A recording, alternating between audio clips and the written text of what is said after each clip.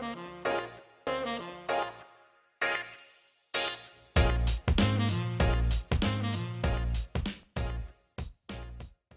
teman-teman, selamat datang kembali di channel 24. Kembali lagi di game Football Manager 20 dengan series Smack History bersama Persib Bandung.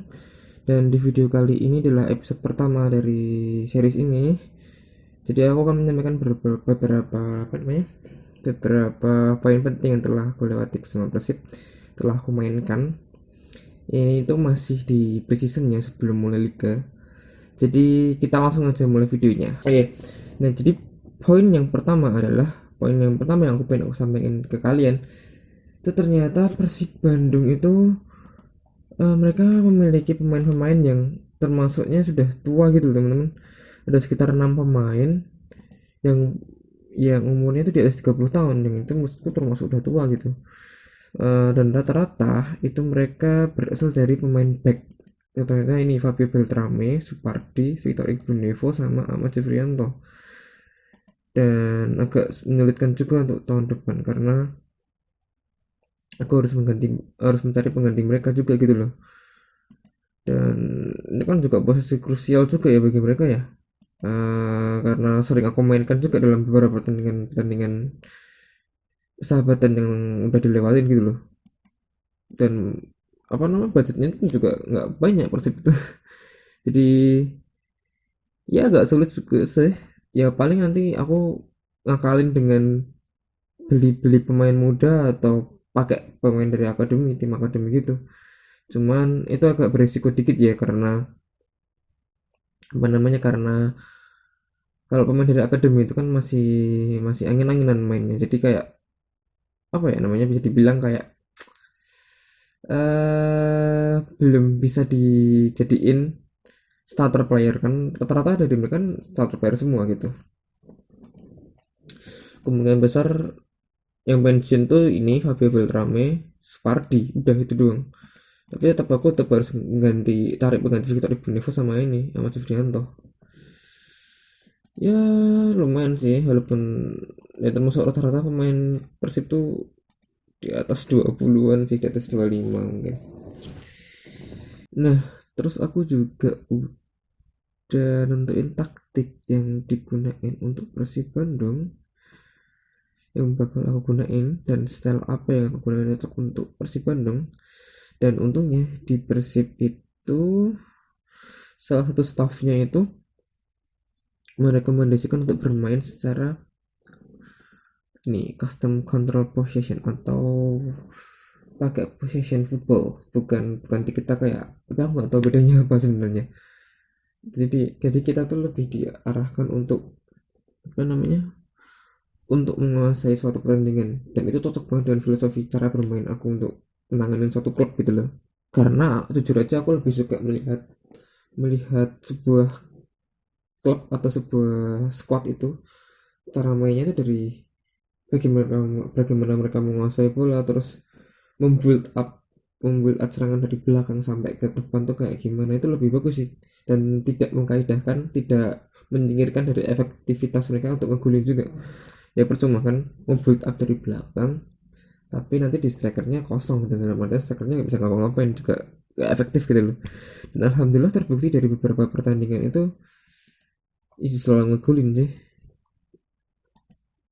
Lawan Bandung United ini Febri Haryadi eh di pertama langsung bisa ngegolin, terus lawan Jakarta ini juga sama. Jadi termasuk efektif juga gitu loh. Jadi ya semoga aja bisa taktik yang bagus. Dan juga aku pakai taktik bukan taktik, aku pakai formasi 4-2-3-1 karena aku menyesuaikan dengan uh, squad yang ada di dalam Persib Bandung. Mereka tuh punya sedikit striker, cuma 3, itu termasuk sedikit. Kalau nanti aku pakai 2 striker, tiba-tiba nanti udah masuk liga dan ada beberapa yang cedera, itu kan juga bingung. Makanya aku pakai 1 striker. Terus karena nggak ada terus karena rata banyaknya adalah pemain back sama pemain tengah, pemain sayap pun juga jarang, jadinya aku pakai 4-2-3-1 sih. Sebenarnya juga aku kekurangan pemain sayap kiri, ntar juga mau nyari sih. Sama juga kekurangan pemain tengah yang role-nya tuh bener-bener shadow striker, karena ini krusial banget ya beberapa pertandingan kemarin tuh. Kim Jeffrey Kim Jeffrey Kurniawan yang berperan sebagai shadow strikernya di Persib itu bener-bener mainnya bagus banget, dan bener-bener itu jadi poin pentingnya Persib untuk formasi yang ini. Jadi seperti itu. Terus setelah itu poin ketiga itu adalah hasil pertandingan. Karena aku udah nyinggung dikit hasil pertandingannya. Jadi hasil 3 pertandingan persahabatan, untuknya Persib melawannya dengan kemenangan. Yang pertama lawan Bandung United, kedua lawan Jakarta United FC, ketika bisa Tangerang dengan menang yang lumayan kacek lah, lumayan berselisih gitu loh. Yang pas di awal-awal aja sih. Lawan Bandung United itu kalah 3-2. Dan uniknya, asal kalian tahu, Persib itu ternyata dia mempunyai tim B, yaitu Bandung United itu sendiri. Dan itu tuh mirip kayak, kalau kalian tetap mirip kayak Barcelona sama Barcelona B, terus sama Marin Castilla tuh mirip-mirip kayak gitu. Jadi ini adalah salah satu alasan kenapa aku milih Persib itu untuk menjadi klub yang aku gunain untuk konten ini, karena menurutku menarik aja sih, karena salah satu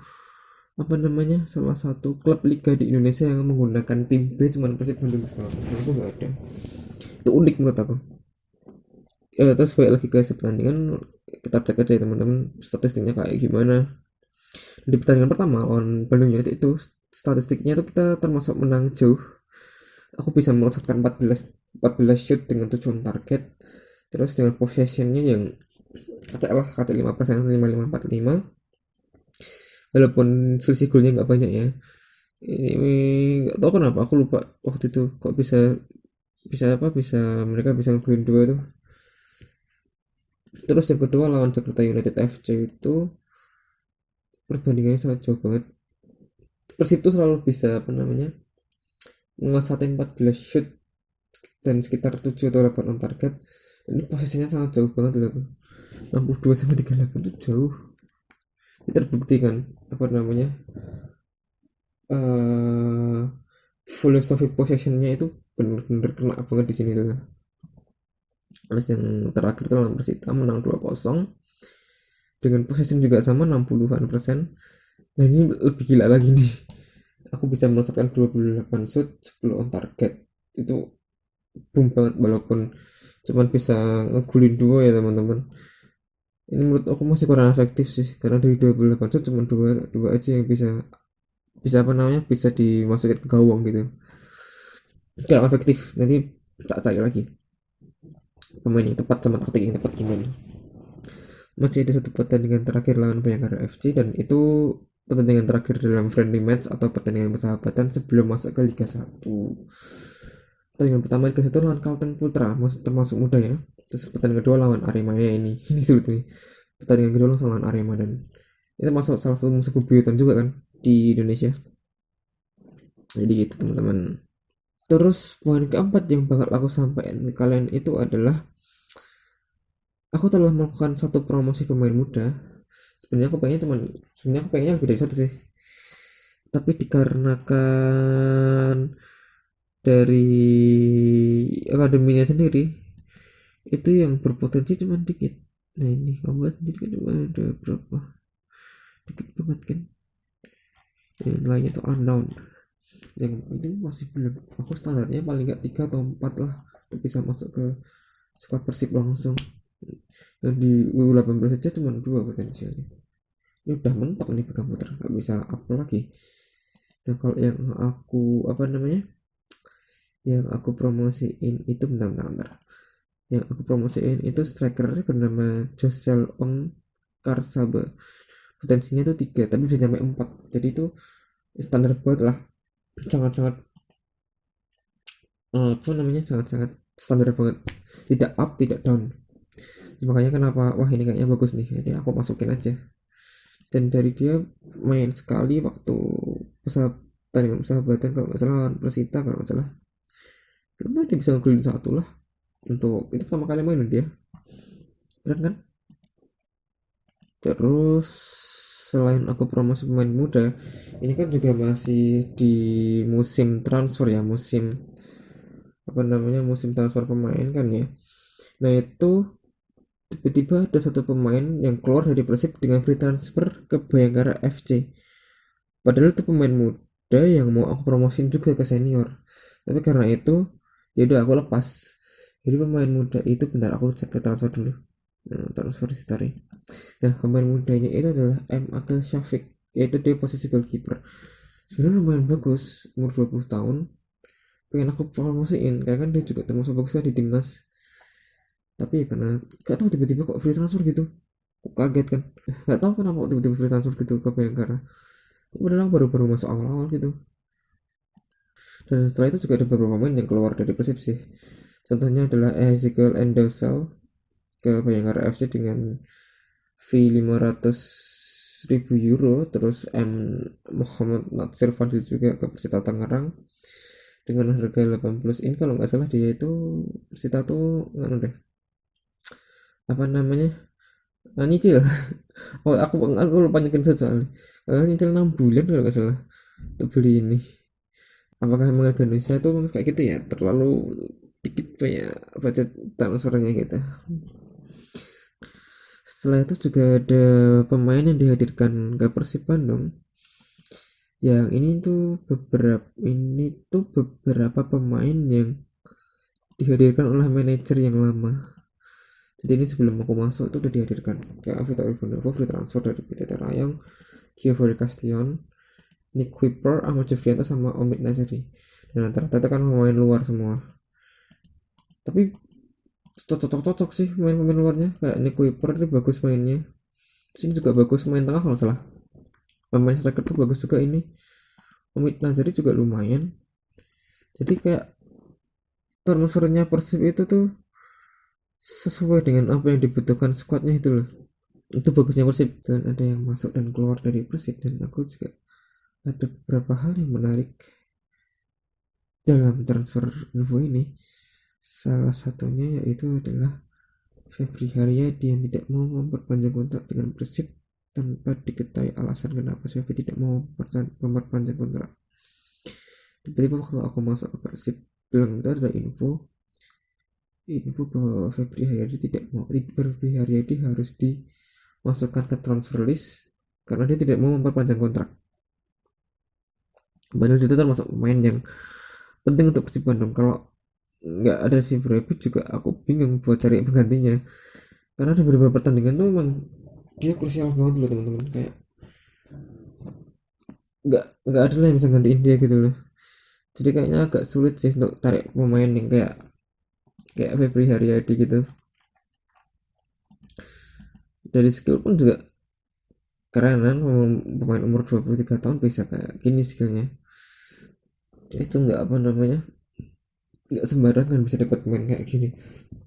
Dan budget transfer yang aku miliki pun juga nggak begitu tinggi. Nah, rencana aku juga sudah melihat salah satu pemain yaitu Todd Valdovere untuk menggantikan Kim Jeffrey Kurniawan. Bukan menggantikan secara Kim Jeffrey mau pergi, enggak, cuman kalau misalkan dia cedera atau misalkan dia kecapean kan bisa diganti dengan, bisa disubs dengan si Todd Valdovere itu. Kan juga kebutuhan squad juga sih.